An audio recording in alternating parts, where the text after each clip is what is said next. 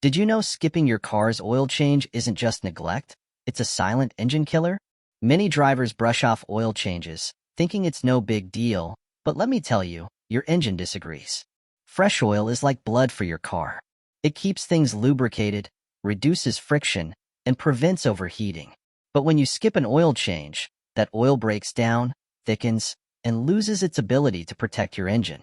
Over time, debris builds up, creating a sludge that clogs oil pathways, leading to increased wear and, eventually, engine failure.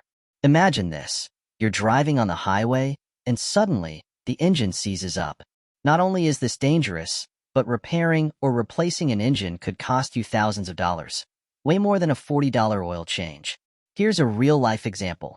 A friend of mine pushed their car for over 15,000 miles without an oil change. The result? A completely seized engine that needed a $5,000 replacement. Skipping oil changes also reduces fuel efficiency. Thick, degraded oil makes the engine work harder, burning more fuel. So while you think you're saving money, you're actually spending more on gas and risking a massive repair bill.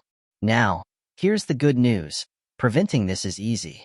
Follow your manufacturer's oil change schedule, usually every 5,000 to 7,500 miles.